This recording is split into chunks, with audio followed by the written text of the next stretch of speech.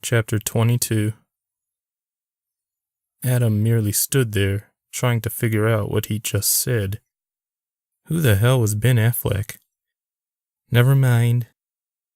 He walked away, following his cousins up the stairs. His heart was racing for some reason. The top floor had 4 bedrooms, each huge. The walls were almost nothing but large windows with light yellow curtains. In one room, there were 2 beds lying right next to each other, like a hotel. Jabari and Quentin began jumping on one bed, while Nina and Candace sat down on the other. As for Adam, he went straight to the floor and stared at a white vent sticking up from it. The air conditioner was on and was blowing cold air into his face. It felt so good, he stayed there for a while.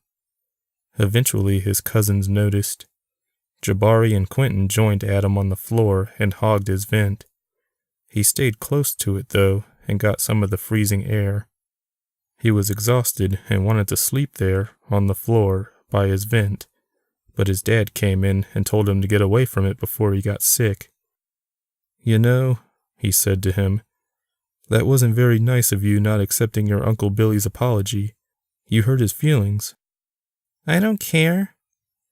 Dad lightly swatted his bottom and said, "Don't talk like that. These are your family, the only family you have. One day you will care, but it'll be too late." Adam had no idea what he was talking about, so he didn't argue. Instead, he worked up enough energy to explore the rest of the beach house with his cousins. It was the nicest house he remembered ever being in at the time. The walls were white, and where there were no walls, there were large windows. Yellow and white flowers were also placed here and there in the living room. "Anybody want to rent some movies?" Uncle Billy asked, drink in hand.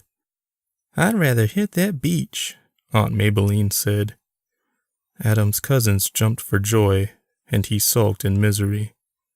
Eventually, he and his cousins went to their rooms upstairs.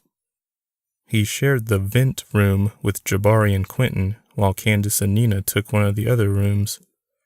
Luckily, Adam did not have to share a bed with Jabari, who was a notorious bedwetter, just like Cousin Fuller in Home Alone. Hold on, what's Home Alone? He went to the bathroom and put on his swimming trunks, taking note of his appearance in the mirror. For some reason, he was shocked. He was short, with a pudgy belly and missing teeth. His hair was curly and dark brown and full. There were 2 moles, one just under his left eye and the other on his left cheek, though he only remembered having one. The big one on his cheek was removed. Before what, though? Before they left Georgia to come here? He shook off that thought, then went downstairs and met up with everyone else. Mom was wearing a black one-piece bathing suit. She also had on a wide-rimmed hat and sunglasses, and said she wasn't getting in the water anyway. Everyone crossed the street carefully and made their way onto the hot, white sand. Adam was barefoot and regretting it as his feet burned. He asked Dad to carry him, but he refused because he was carrying a cooler filled with ice and soda. Adam gritted his teeth and bared it. The family claimed a table with a canopy and set everything down. Then Adam's cousins ran straight for the water. Adam sat at the table and watched them.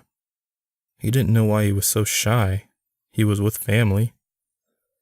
After a while, he finally took off his shirt and made his way to the roaring waves.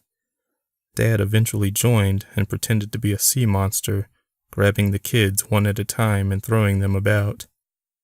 Overall, Adam's time at the beach hadn't been as bad as he thought it would be.